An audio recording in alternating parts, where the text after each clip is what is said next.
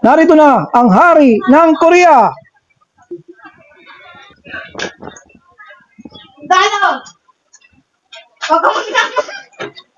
Cut! Ihuli mo ng mga bihag! Yes, sir. Omo TV 23, lahat ay masaya. Omo TV 23, tara na't bumiyahe. Welcome back mga Junakis. Eto na naman ang inyong Daddy O para sa panibagong episode ng ating vlog. At sa video ito, magkakaroon tayo ng maikling kwento tungkol sa kaharian ng Korea. Panoorin natin to. Narito na ang pagpapatuloy ng ating kabanata dito pa rin sa Say in the Palace. Narito na ang hari ng Korea. Pasok! Tamo. Dano! Ihuli mo ng mga bihag! Yes, sir. Yes, sir. Yes, sir. Today we are at Chuck. Chuck Norris. Basta. Okay. Ipos ko, pos. Chuck, ha? Chuck Donggung. Chuck Donggung. Chuck Donggung Oh. lang. Wait. Chuck Donggung. Gung. Aka Chuck Donggu or Chuck Donggung? Chuck ay Chang Chang? Dok Chuck. Chang Donggung. Gung. Chuck Do. Chang. Chang Donggung. Yeah, Chang Donggung. Hello, 2-1. Okay. What's up, mga sisi? Today we're at Chuck Donggung and Chang. ay Chang. Chang Yeah, let's see what I'm about to say. Hello, mga sisi. Today we're at Chang Donggung. At dito nakatira ang mga hari.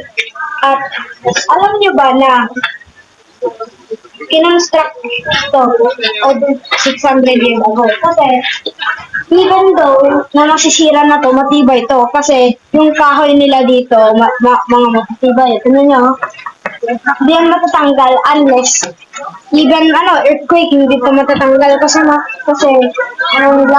meron silang woodcraft. Parang, basta, dami. Kaso, sa papel, tapos nakikita nyo, kahoy lahat yan. Gawa niyan lahat ng kahoy. Yung pinto, lahat yan. Yung pinto, yung lahat yan. Gawa ng kahoy. Kasi, yung 600 years ago, wala silang mga resources. Kaya,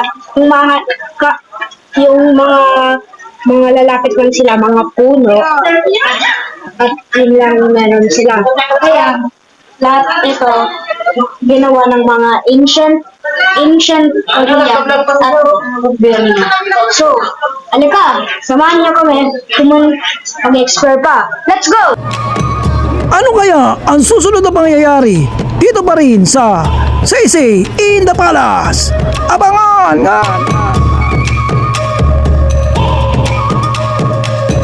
Back to our regular programming sa ating pagpapatuloy ng South Korea trip. Anong part na nga ba to? Ay, ambot na nga ni. Ang itinerary natin ngayon ay bibisitahin natin ang iba't ibang mga palas ng mga hari at reyna dito sa Korea. Kaya samahan nyo kami, let's go!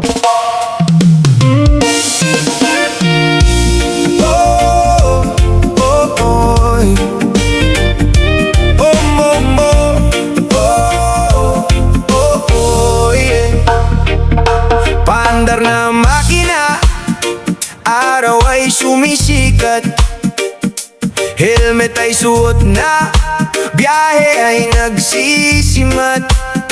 Sa kalsadang At sa aming paglalakad, nakakita kami rito ng banggaan ng isang bus at isang kotse. Ayun o. Ito maganda rito. Panoorin nyo kung paano nila tinitreat ang mga ganitong sitwasyon. Tara, lapitan natin. Makikimarites tayo. Napansin ko dito, maayos na nag-uusap yung mga driver ng mga sasakyan. Walang sigawan. At hindi na kailangan ng mga police, traffic enforcer. Picture-picture lang sila tapos nagpalitan lang ng number. Ayos na. 'Di ba? Kaya hindi uso rito yung mga road rage, tsaka yung murahan sa kalsada. Sana all. At yun na nga, lumipat tayo dito sa isa pang palas. Kasi yung kaninang una natin pinuntahan, sarado. Kaya maraming tao dito kasi dito sila natipon lahat. So, pipila rin tayo dito para kumuha ng ticket. At dito, pwede ka rin umarkila ng mga costume. Hanbok ang tawag nila.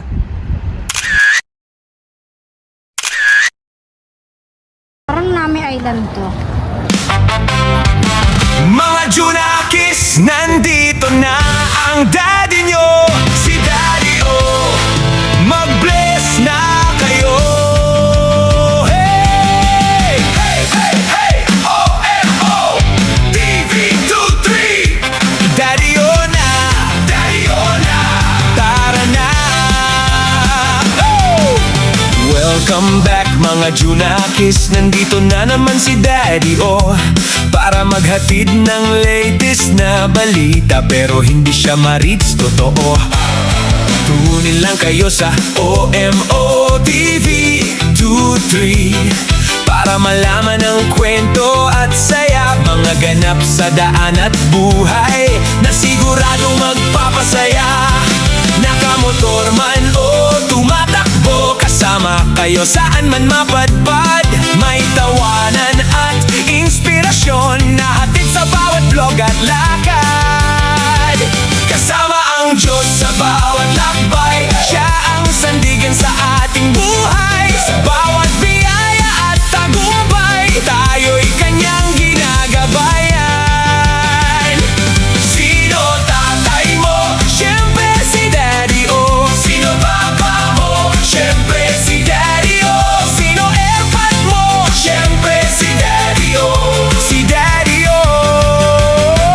Okay, magbahagi ng kwento. Nakamotor man o tumatakbo, garantisado at siguradong maaaliw kayo. Kasama ang buong tropa at mga Junakis ko. May adventure at mga aral na mapupulot sa bawat biyahe. May saya, inspirasyon at kwentuhan na dadalhin hanggang sa pag-uwi. Sa kalsada man o sa komunidad, may bagong kwentong matutuklasan. Kasama si Daddy O sa bawat yugto ng pang-araw-araw na karanasan. Dynasty, which ruled Korea about 600 years.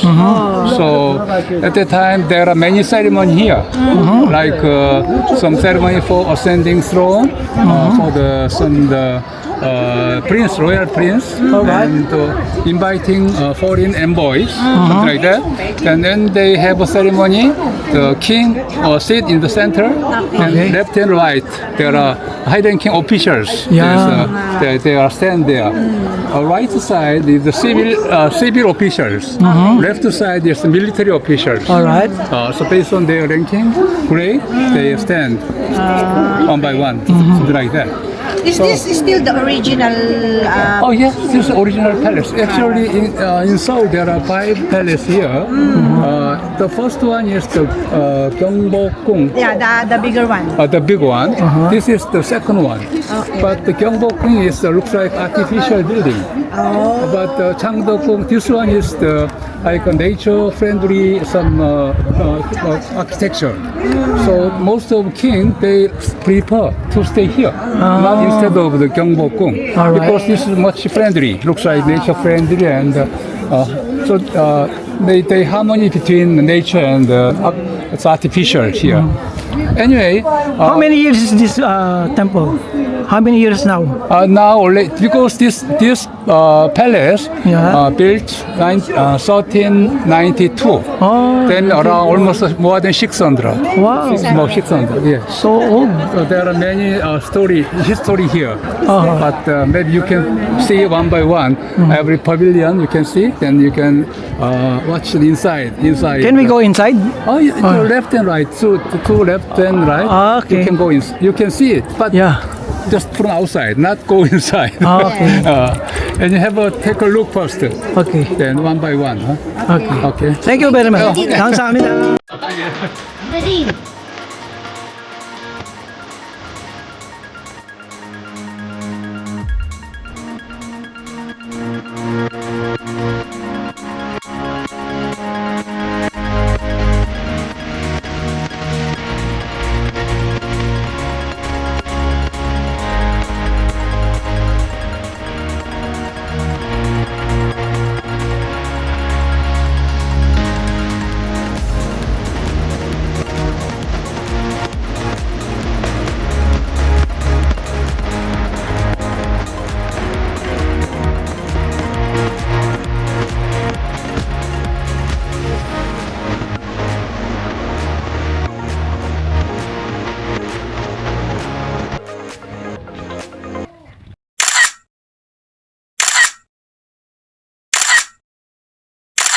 Welcome back mga Junakis. Nandito tayo ngayon sa Chakdokgung Palace na kung saan dito ay parang sa Pilipinas parang ito yung Malacanang natin. Kasi nandito na nakatira yung hari at ang mga government official. Kung nakikita nyo itong mga village na to, dito nakatira yung mga empleyado at mga higher official ng gobyerno nung araw na yun. And this was built for the past 600 years. Kaya talagang napaka luma na, napakatagal. Pero mapapansin mo yung structure na talagang na-maintain nila, no? Talagang hindi mo makikita parang luma, parang bago pa rin. Kasi tingnan mo, solid pa rin, no? Yung mga instruction ng ng mga kabahayan. Lahat yan gano'n, no? Kaya makikita nyo, talagang na-reserve nila yung kanilang mga tradition na to. So, again, iikot pa tayo mamaya. So, samahan nyo kami. Let's go! At mula nga sa traditional Korea, ay napunta na tayo dito sa modern Korea na kung saan dito na tayo maghahanap ng makakainan natin for lunch. Let's go!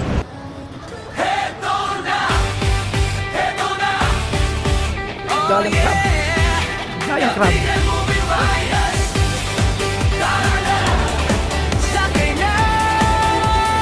At alam nyo ba kung saan kami napadpad para kumain? Hindi nyo alam to, pero authentic dito to. Kami ay napunta dito sa Love Ko To. Saan pa eh? Dito sa McDo. Ginagawa mo.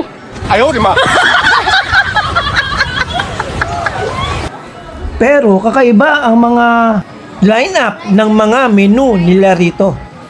Tingnan nyo meron silang McNuggets, drip iced coffee, choco churros, milkshake at burritos.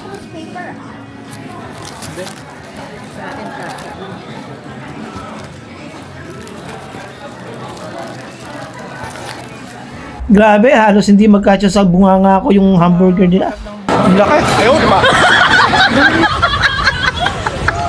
At matapos nga namin kumain, pahinga lang ng konti at ikot-ikot na uli. Mga Junakis, nandito na ang daddy nyo. Si Daddy O, mag-bless na kayo. OMOTV23 Daddy O na, tara na. Welcome back mga Junakis. Nandito na naman si Daddy O para maghatid ng latest na balita. Pero hindi siya marites, totoo.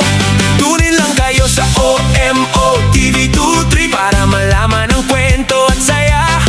Mga ganap sa daan at buhay na siguradong magpapasaya. Nakamotor man o tumatakbo, kasama kayo saan man mapadpad.